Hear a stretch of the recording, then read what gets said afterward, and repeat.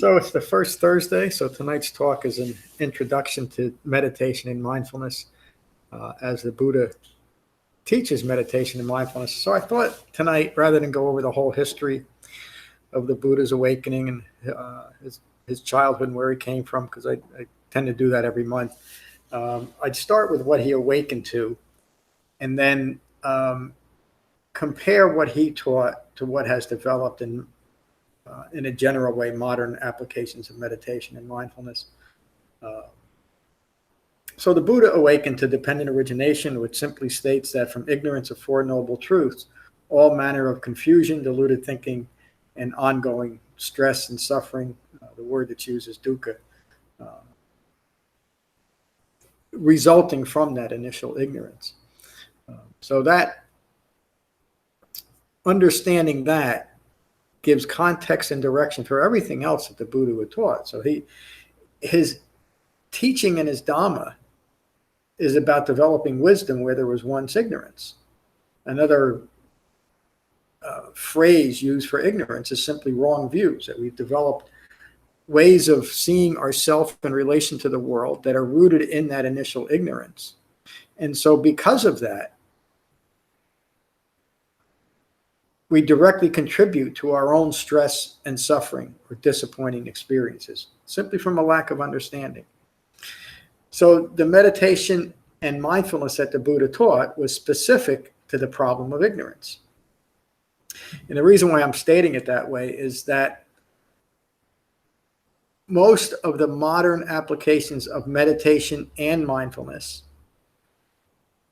for one thing, they link mindfulness and meditation together as one thing. And actually the Buddha taught mindfulness more as a quality of mind, and meditation, a proper meditation practice, as a way of establishing a foundation for developing that awakened quality of mind. So it really is two different things, as opposed to how meditation is often taught today. And so that modern mindfulness meditation is usually mindfulness of the breath, which is something the Buddha taught, but not only that, he taught something much broader than just mindfulness of the breath. And then meditation today is used for all types of different things. Most of them are more contemplation than meditation. If you look at or describe meditation as a way of focusing the mind and developing concentration. So quieting your mind and then considering for minutes, maybe many minutes, maybe hours, maybe for a whole retreat, topics such as compassion or the bodhisattva ideal, or you pick any subject, self-care, could be anything. That's contemplation, and it can be a very useful practice, but it should be understood that that's not something that the Buddha taught. And the interesting thing that I've found after many years is those things that are often used as contemplative practices, hoping to achieve those things through contemplation, meaning become more compassionate, are a natural expression of an awakened human being. And so in that way, you can see those other practices as almost a distraction from what the Buddha actually taught. And again, I'm saying that simply to make the statement. It doesn't delegitimize other practices. It's just something different than what the Buddha taught. And the Buddha taught a very specific application of mindfulness. He taught to develop mindfulness rooted in concentration, rooted in a proper meditation practice, so that we can hold in mind what he taught as the path to liberation from ignorance. And that's an eightfold path. And the only path that the Buddha ever taught is this eightfold path. And the reason why I say that is most of modern Buddhism is based on the bodhisattva path. In fact, that's how they'll often state the foundation of their practice, which is something that the Buddha described himself as an unawakened bodhisattva prior to his awakening. And again, I'm not denigrating that practice, but it is often taught the bodhisattva path in a conceptual way that either diminishes in importance the Eightfold Path or dismisses it outright. In other words, I spent many, many years in Mahayana Buddhism, and honestly, I studied with some of the most foremost teachers of that lineages, I should say. And not once did I ever hear a teacher teach me or teach where I was dependent origination, the way it was taught by the Buddha. Certainly, I never heard the Four Noble Truths, and I never was taught that I needed to integrate the Eightfold Path as my Dhamma practice. So there's significant differences between the Buddha's application of meditation and mindfulness and what has developed. A lot of what has developed in the 2,600 years since the Buddha's passing is useful to a certain extent. And so if you find yourself using another practice and it's bringing a general quality to your mind that you're pleased with, that's fine. But it's important to understand that you're likely following something that is not what the Buddha taught.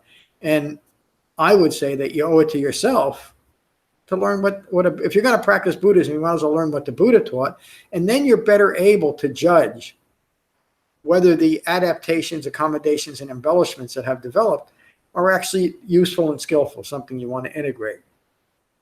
It's something that the Buddha addressed consistently throughout his teaching career. In other words, there was always other teachers, other spiritual disciplines within and without his Sangha that wanted to alter and adapt what the Buddha was teaching to fit their views. So this is not something that's uncommon.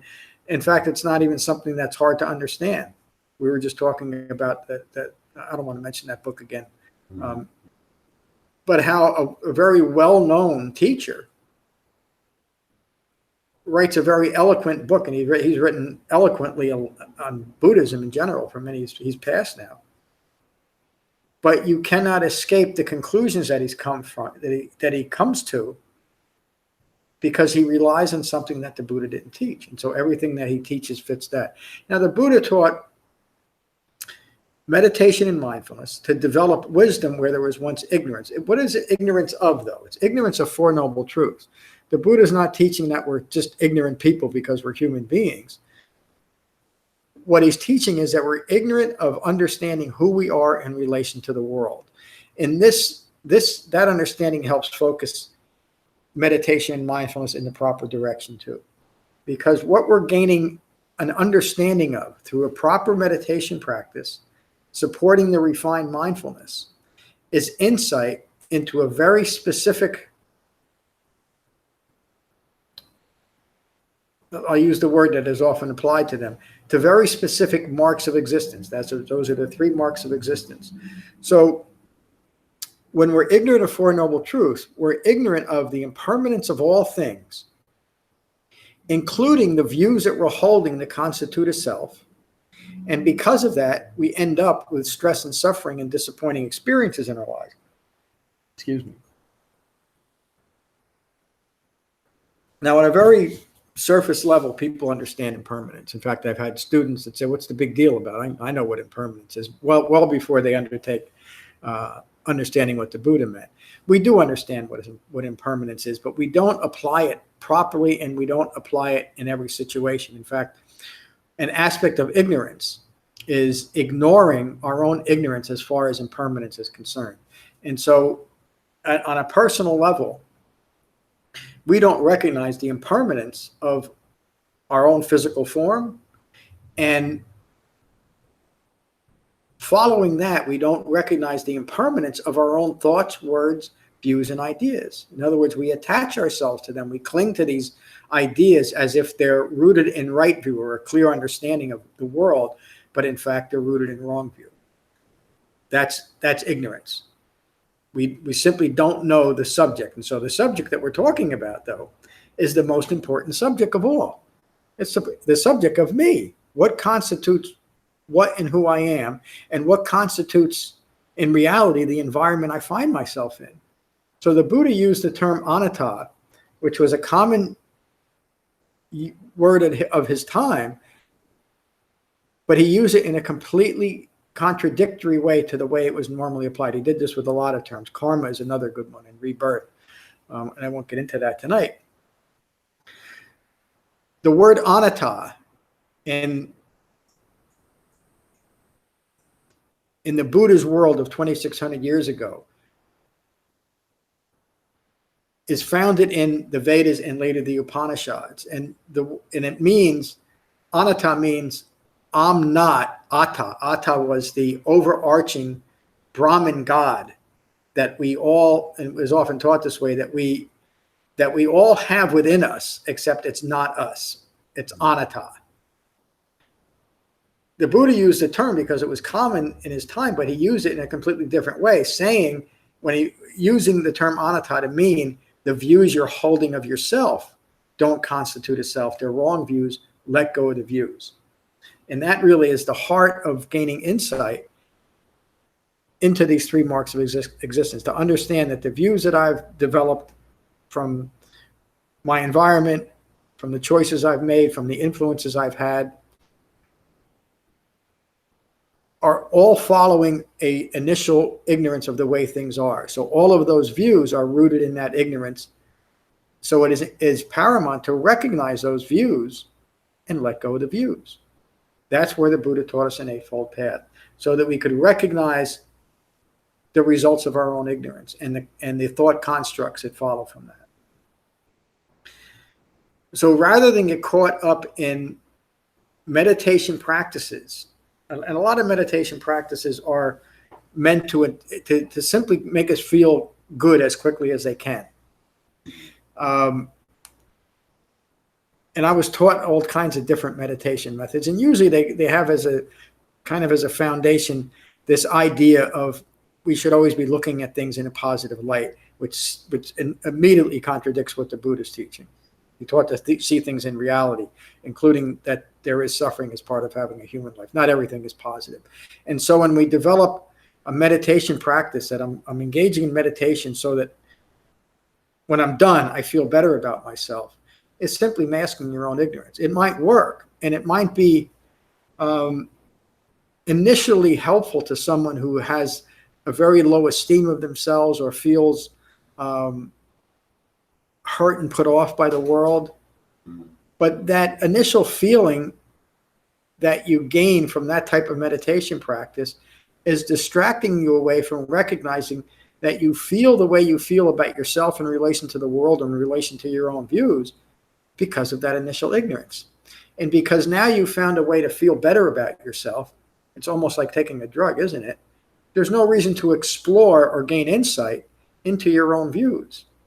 And so you can continue lifetime after lifetime of a practice that makes you feel good and never get to the heart of the matter of why you feel bad in the first place, why suffering is there. And when you look at a lot of the modern applications of meditation, mindfulness, and then in a broad sense, modern Buddhism, it's designed to make us feel good rather quickly or distract us towards, this is where engaged Buddhism takes people way away from what the Buddha actually taught. Meaning we take up a cause, it's an altruistic cause, it fits in with maybe the moral views we might have of Buddhism, and make that our practice. And of course, that's just an ongoing distraction from actually developing the Eightfold Path and facing and dealing with your own wrong views so that you can simply abandon it. And it's our own wrong views that as a society are underlying society's ills anyway. So if we would take to the Dhamma first, we'd end that. That's just a little bit of a speech. But it's something that is overlooked because, it's overlooked because we have now substituted something from what the Buddha actually taught. So the Buddha taught this direct and relatively simple practice to gain an understanding of the nature of our own ignorance in relation to those three marks, in relation to the way the world is, the impermanence of all things, to gain insight into the views that I've used to constitute a self do not accurately depict a self. I need to let go of those views. And when I can do that, then I'm eliminating my own contributions to suffering. And then what I'm left with is the Buddha's description of suffering in an impersonal way. His description of suffering is that birth is suffering, sickness is suffering, aging is suffering, death is suffering.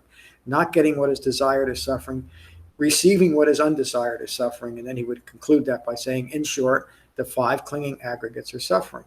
That last description, the five clinging aggregates, simply describes the five clinging aggregates as the personal experience of ongoing suffering. So an awakened human being, one who has developed the Dhamma, through proper meditation, Shamatha-Vipassana meditation, used to deepen concentration, to support the refined mindfulness of the Eightfold Path, then understands that as a consequence of having a human life, there are going to be difficulties. There's going to be disappointing and unsatisfactory experiences that have nothing to do with me. And the liberation comes from now not taking any of these things personal. And we can live a human life as the Buddha described a human life from the point of view of an awakened mind, from right view. That right view has a profound understanding of the nature of suffering. It no longer takes any of that personal. And the quality of mind that is left from letting go of all these wrong views is a mind of equanimity, a mind that rests in lasting peace and happiness no matter what's occurred, a mind that is no longer taking anything in any way personal. And so when you look at it that way, creating a conceptual application of meditation and mindfulness, in other words, to solve the problem of a lack of compassion within me, or to solve the problem of why am I so angry, simply masks the underlying problem of ignorance that gives rise to a lack of compassion at times, or anger, or frustration, or pick your choice of any other emotion that is distracting. And we do that because we take things personal. The Buddha taught a way of depersonalizing our view of ourselves in relation to the world. And so I think that's a pretty good introduction to meditation and mindfulness as the Buddha teaches it. Thank you. So yeah, I'd be interested, Kevin, please, on any questions or comments and on what I just said. And well, I love hearing it again. I feel like a beginner again all the time. Each time I come back to sit and meditate, I'm a beginner. Yeah. And I review these while I meditate, and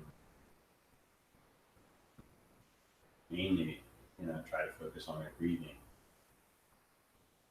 And then after that, I review the Four Noble Truths and the Eightfold Path a couple times a day. And it really, it keeps coming back. And it comes back to me through my day now. Yeah. But it's hard. Once you leave and you walk out in the world. Yeah, that's why we have this refuge that eventually we take it with us through integrating the Eightfold Path. But what you described too is the application of mindfulness as the Buddha taught in the Satipatthana Sutta, the Four Foundations of Mindfulness. He first taught to develop a proper meditation practice that deepens concentration so that we can use that concentration to recall or recollect. Mindfulness means to recollect or to hold in mind the principles of his Dhamma, Four Noble Truths and the Eightfold Path. And the other application, the 7 factors of awakening, and when it's appropriate, maybe the 5 hindrances or the 5 clinging aggregates. All of these things are referenced in the Satipatthana Sutta. And also in the Anapanasati Sutta, which is a description of a well-integrated Dhamma practice, using senior monks as an example. But the Anapanasati Sutta is often mischaracterized, and bits and pieces are taken as a teaching on how to meditate. It's really not that. It's teaching how to apply meditation and mindfulness, just the way you described. And that makes sense too, wouldn't it? That the Buddha took me a long time to really understand this, because I grew up through my Buddhist understanding, grew with all the different lineages that I encountered, modern lineages. And I was always confused as to how could one human being teach these things that are so different to each other. But it was always taught that, in fact, some of the great, the most world-renowned teachers all say, well, it all leads to the same thing. It all can be reconciled into one big amorphous soup. And that never seemed right to me, and it never made sense to why would I want to do that anyway. But the point I'm trying to make is it wasn't until I studied what a Buddha actually taught that I had something that I could actually apply to my life in a direct and meaningful way, rather than just conceptualize it and kind of act as if, meaning act, which is really, Act as if everything's better now. yeah, what would I be? How would I act if I was an awakened human Yeah. being? And that creates its own tension, doesn't it? Yeah. Because I had no path for developing that, and every time I fell short of the ideal, I just felt worse about myself. And so that self-loathing that's kind of underlying a lot of human life today is just reinforced by having a practice that is conceptual rather than practical. And so everything the Buddha taught, and fits in with the introduction, is entirely practical. There's nothing conceptual about it. There's nothing magical or mystical about it. Along the way, we find how to apply the Four Noble Truths in the Eightfold Path in a meaningful and mindful way, our moment by moment life, leading to awakenings. So, any other questions or comments? no, right now, thank you. Yeah, thank you for being here. Thanks to a few folks that joined online. Okay, that was a good introductory class. I had an announcement, but I can't remember what it was. Something to put out online. Can't remember. I'll post it in the newsletter. So let's finish with Metta, as we always do, the Karaniya Metta Sutta.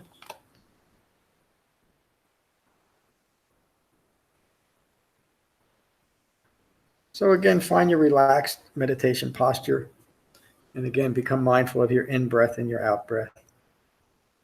And these are the words of the Buddha on Metta from the Karaniya Metta Sutta. This is what should be done by one who is skilled in goodness and who knows the path of peace. Let them be able and upright, straightforward and gentle in speech, humble and not conceited, contented and easily satisfied, unburdened with duties and frugal in their ways, peaceful and calm and wise and skillful, not proud or demanding in nature. Let them not do the slightest thing that the wise would later reprove. Wishing, in gladness and in safety, may all beings be at ease. Whatever living beings there may be, whether they are weak or strong, omitting none, the great or the mighty, medium, short, or small, the seen and the unseen, those living near and far away, those born and to be born, may all beings be at ease. Let none deceive another or despise any being in any state. Let none through anger or ill will wish harm upon another. Even as a mother protects with her life her child, her only child, so with a boundless heart should one cherish all living beings. Radiating kindness over the entire world, spreading upwards to the skies and downwards to the depths, outwards and unbound, freed from hatred and ill will. Whether standing or walking, seated or lying down, free from drowsiness, one should sustain this recollection. This is said to be the sublime abiding. By not holding to fixed views, the pure-hearted one, having clarity of vision, being freed from all sense desires, is not born again into this world. Thank you all for a wonderful class. Peace.